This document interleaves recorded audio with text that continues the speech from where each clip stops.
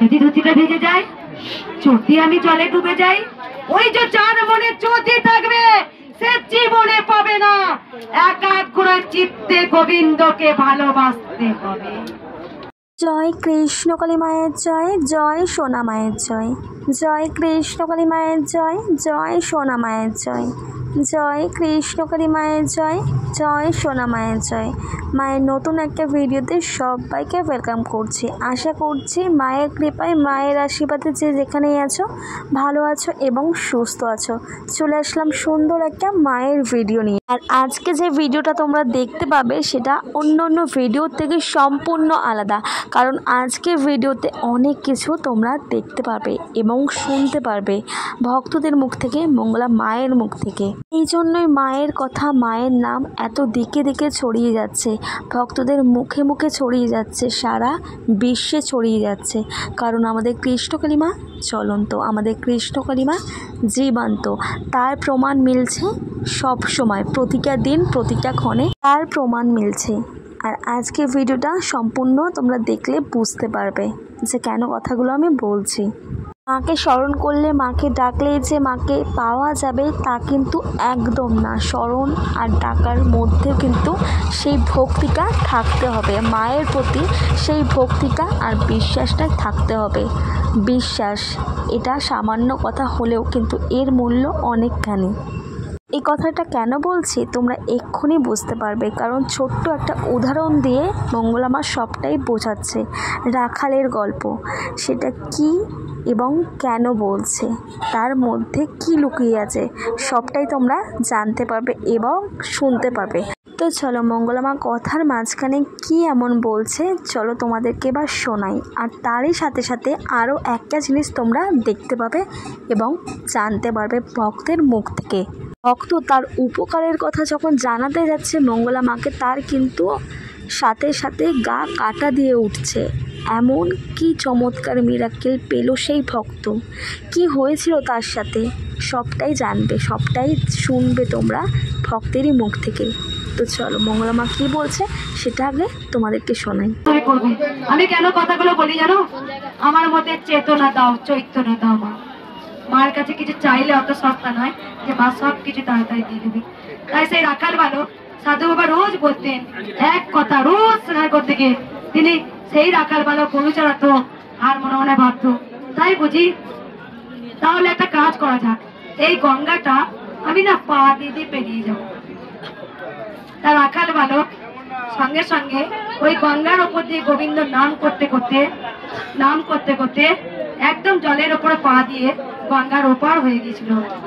আর সাধু বাবা সেই ঘটনাটা লক্ষ্য করেছিল। সাধু বাবা যখন পার হচ্ছে তখন না, তার মানে কি তুলছে, ধুতিটা তুলছে। যদি ধুতিটা ভিজে যায়, যদি আমি জলে ডুবে যাই, ওই যে যার মনে জ্যোতি থাকবে সে জীবনে পাবে না। একাগ্র চিত্তে গোবিন্দকে ভালোবাসতে হবে। বিশ্বাস বিশ্বাস বিশ্বাস, এই যে আমার ছোট্ট থেকে বিশ্বাস ছিল মা আছে, মা আছে। চিন্ময়, মিনময় হচ্ছে মাটি, যে মাটির প্রতিমাকে চিন্ময় রূপ দিতে পারবে সেই তো মায়ের পরম সন্তান। ওখানে দাও, সেই তো মায়ের পরম সন্তান। কে কে পেরেছিলেন? বাবা খ্যাপা কোনদিন ভেবেছিল এটা মাটি সাড়া দেবে না? তার বিশ্বাস ছিল মা ঠিক ব্রহ্মময়ী, মা ঠিক আমার ডাকে সাড়া দেবে, মা ঠিক আমার ডাকে আসবেই। তাই কিন্তু ও বড় মা, তুই খাবি নে এক চল। হ্যাঁ তুই, আমি এই যে মন্ত্র জানি না, বাবা খ্যাপা পুজো করছে, সবাই বলছে এ তোর কেমন পুজো রে, তুই মন্ত্র জানি না, কিছু নয়। হ্যাঁ তাহলে কি হবে? সেখানে কি করলো বাবা খ্যাপা? তখন বলছে ফুলগুলো এরকম করে দিয়েছে, আমার নাকি তুই পুজো নিবি না, আমি মন্ত্র জানি না। সঙ্গে সঙ্গে ফুলগুলো যখন দিল মালা হয়ে মায়ের গলায় পড়ে গেল।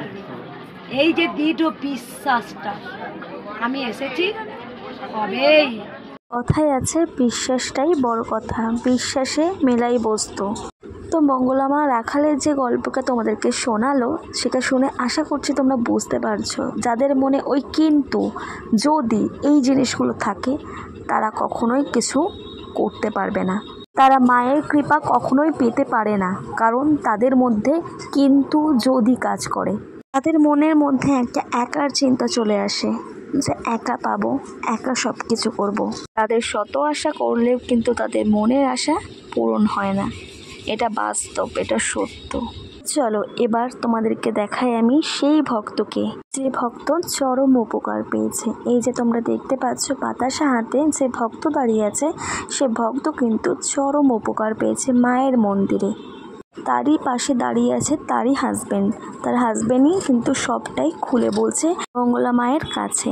তো এবার তোমাদেরকে জানাই ভক্তের কি হয়েছিল। পায়ে অস্বাভাবিক ব্যথা ছিল এই ভক্তের, দাঁড়াতে পারতো না, কিচ্ছু করতে পারতো না তার পা নিয়ে। আর এই ভক্ত এসেছিল কিন্তু বেশ কিছুদিন আগে, আর এই এসেছে এই যেই মুহূর্তে মায়ের মন্দিরে তারা এলো পায়ের ব্যথা নিয়ে, তখন এত লাইন দেখে তারা এটাই ভাবলো যে পায়ের ব্যথা নিয়ে এতক্ষণ লাইনে কিভাবে থাকতে হবে, কিভাবে থাকতে পারবে তারা। তখন তারই হাজব্যান্ড বলেছিল মায়ের কাছে একটু যাও, মাকে একটু বলো। তখন সেই ভক্ত মাকে বলল যে মা, আমি যেন এখানে দাঁড়াতে পারি, ঠিক মতন থাকতে পারি, আমার ব্যথা যেন না হয়। আর সাথে সাথেই বলার ঠিক সাথে সাথেই মা কিন্তু চমৎকার দেখিয়ে দিল। যে ভক্ত দাঁড়াতে পারছিল না, তার পা যন্ত্রণা নিয়ে এতই ভুগছিল, সে ভক্ত যখন এই মায়ের মন্দিরে এলো এবং সে ভক্ত ভয় পেয়েছিল যে মায়ের মন্দিরে এত ভিড়ের মাঝে কিভাবে দাঁড়াবে, অতক্ষণ ধরে কিভাবে লাইন দিয়ে দাঁড়িয়ে থাকবে। মাকে যখন স্মরণ করলো, মাকে যখন ডাকলো, আর ব্যথা নিমিষের মধ্যে মা সারিয়ে দিল।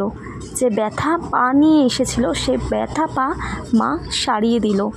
যখন তারই হাজব্যান্ড মঙ্গলা মাকে সব ঘটনা খুলে বলছিল, তখন তার গায়ে কাঁটা দিয়ে উঠছিল, কারণ এরকম চমৎকার মিরাকেল ঘটনা শুধুমাত্র মায়ের মন্দিরেই সম্ভব।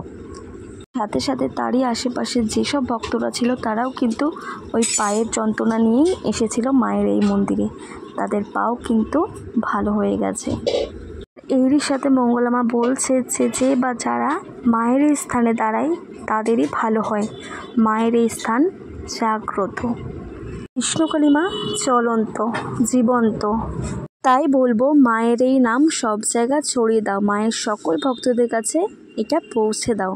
তো চলো বেশি বেশি করে মায়ের নাম করো। মায়ের একটাই নাম, একটাই মূল মন্ত্র, সেটা হলো জয় কৃষ্ণকালী মায়ের জয়। এর সাথে মায়ের ভিডিওটা আজকে এই অবধি রাখলাম। আশা করছি ফ্রেন্ডস আজকে মায়ের ভিডিওটা তোমাদের ভালো লেগেছে, আর ভালো লাগলে অবশ্যই চ্যানেলের সাথে থাকো, পাশে থাকো, সাবস্ক্রাইব করে নোটিফিকেশন বেলটাকে অবশ্যই অন করে রাখো, যাতে কৃষ্ণকালী মায়ের সমস্ত ভিডিও তোমাদের কাছে তাড়াতাড়ি পৌঁছে যায়। তো চলো মায়ের সুন্দর ভিডিও নিয়ে আগামীকাল আমি ফিরে আসবো তোমাদের সামনে। আজকের ভিডিওটা এই অবধি রাখলাম। তোমরা সকলেই ভালো থাকো, সকলেই সুস্থ থাকো। তো চলো নতুন ভিডিও নিয়ে আবারও ফিরে আসছি তোমাদের সামনে আগামীকাল।